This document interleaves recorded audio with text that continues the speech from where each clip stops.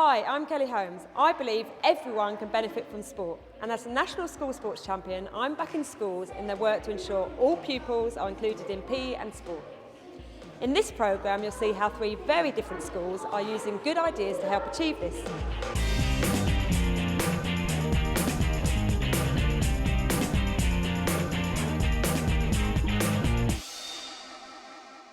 Good morning, guys. Good morning, Gaffel. How are you today? You alright? Yes. Ready to dance? Yes. Gafur Sadikov is a Russian dancer trained in classical ballet. He's a popular and regular visitor to this Year 5 physical education class at King's Avenue Primary School in Clapham, South London. Gafur is leading the children in a Russian workout, a form of exercise derived from classical ballet. It helps to improve coordination, posture and build stamina. And jump, bounce, jump, bounce, jump, bounce. Very good. Hands on the sides. It's an unusual activity, but in order to provide high-quality physical education for all their pupils, the staff at King's Avenue have welcomed new ideas. Providing appropriate opportunities and challenges to the school's 600+ children means catering for a wide range. At the school there are nearly 200 children with special needs. At the moment there are 15 statemented children in the school. And when a child has a statement of special needs, that means that they have quite significant needs and a high level of support. The school's pupils include some whose education has been interrupted, and well over 300 learning English as an additional language. Back to center, point, and you change your legs. Now stretch your right forward. The opportunity to offer the children this type of dance activity was unexpected, but welcome. The Manor Ballet Club in Clapham contacted the school and asked us whether we'd be interested in having somebody over to come and show us a couple of lessons. And of course we said yes, so exciting idea. So they came in and it was extremely successful. Now jump to your right, jump to your left, arms up. Gafur offers his classes on a voluntary basis, and they've been running weekly for over 2 terms. The benefits are multifaceted. Some of the more energetic dance moves are deliberately introduced to appeal to boys. They help to engage them in what's often seen as a girls' activity. Done a routine which includes some physical exercise, so boys involved as well. And then if you saw street jazz dance routine, it's got like kicking stuff, a bit of hot movements, so they like it, and you can see it from their eyes, like the excitement. I mean, the joy they give it is just beautiful, yeah. Pupils with limited English are easily able to copy the sequences so that a potential barrier to learning is removed. Gafur is also consciously incorporating moves that are helpful for Leonie, a wheelchair user. Definitely I have to bring something so she can join the class as well. So we do a lot of movements with the shoulders, with the hands, then head, so she can also move. And she doesn't have a lot of movements because she's always sitting, and once she does it, it's going to keep her health. Leonie enjoys the movement and stretching. What I like most about me is about exercise and stretching and doing all parts of my body. Leonie can't participate in everything that the dance class does, but when she can't join in, differentiated activities are provided. It's an example of the way PE coordinator Lorna Mooney and assistant head Lucy Roberts plan in order to ensure inclusion. We went through each and every child's special needs and what they needed, what their self-esteem is like, the extent of their disability like Leonie, and then according to that we drew up a plan on how to include everybody. As a full-time PE coordinator, Lorna is present throughout Gafur's dance classes, free to assist and evaluate pupils' progress. If she feels a pupil has a particular talent, the school has links with the Royal Ballet that enable the child to develop further.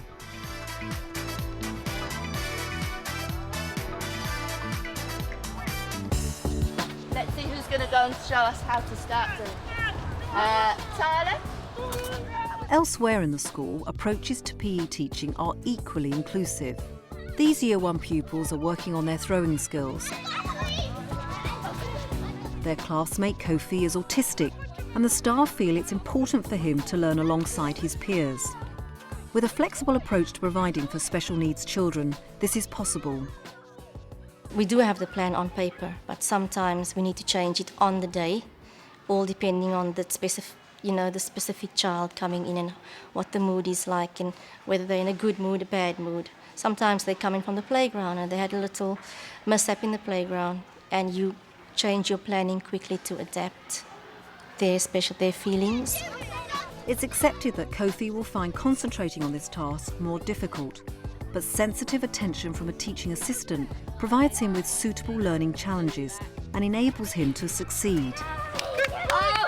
I think you need to have a go for me, Sienna. Kings Avenue also has 10 designated places for visually impaired children.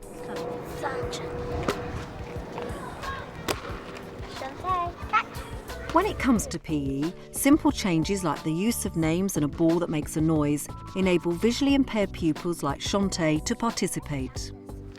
Shantae.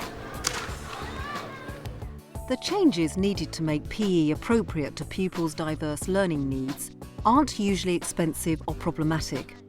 At Kings Avenue, they've discovered that many of the answers come from a combination of teamwork and original thinking.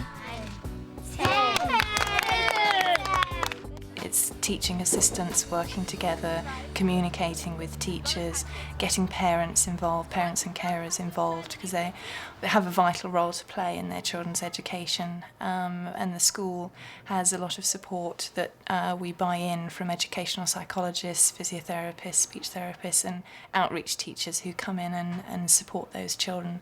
But it's about a partnership, about working together. I think some schools struggle linked to finances, but every school is going to say that they want more money. I think it's about being creative, about working together. 150 miles away in the Somerset countryside lies Stoke St Gregory Church of England Primary School. It has 65 pupils divided into 3 classes. The nature of a small rural school presents both opportunities and challenges for inclusive PE teaching. Catering for the whole range of needs can be difficult, but equally it can be even easier in a small school, because the one thing we've got is mixed age classes, and mixed age classes allows you to differentiate according to ability very easily.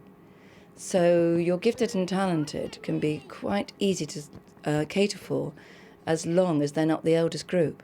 We do allow children to fly. They're not constrained by the fact that they're a year 5 or a year 3 or a year 1.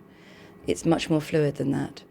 However, there are times when you are aware of the fact that your pupils don't have a big group of children to work with. So, for example, if you have somebody that's particularly gifted and talented, they haven't got lots of other people to bounce off, as we say. The issues are compounded by the school's relative isolation in a rural area and the cost and difficulty of transport. On your marks, go.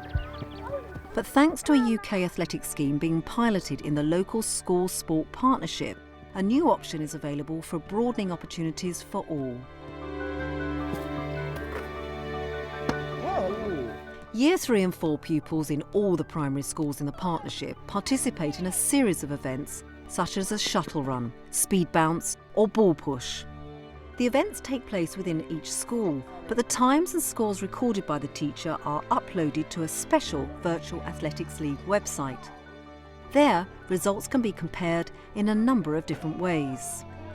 Well, the value of the Virtual Athletics competition, it allows for a lot of different formats of competition. So at the very bottom line, they are competing against themselves in a league table. They compete against others in a league table, and the schools competing against other schools. But the structure of the competition allows them to actually measure other things like how much they progressed. So we can capture their first attempts, their second attempts, their third attempts. So over a period of time, the competition could be how well has somebody mastered the event. 6:22. Well done, Mark. 3 seconds better that time, Mark. So what do the children think of the scheme? I think it's really fun because you get more exercise and things. Yeah, it's good fun. You get better and better at things that you don't really know. And when I first came to it, I thought, oh no, it's going to be really hard. But then I've just got used to it and it's really fun now. I was on the shuttle run and I kept getting 23 in the scores, and then when I tried again, and I tried a new technique to just touch it, not go around the cones, and that got me a better score. I've been doing really well because on some of mine I've been at the top of the table out of like hundreds of other year threes. And well, boys anyway. Yeah. Halcombe Primary School in Taunton is also participating in the league. 26 to beat, OK? Assistant head Roger Hunt implemented the scheme within the school and has found it provides targets and achievements for all pupils.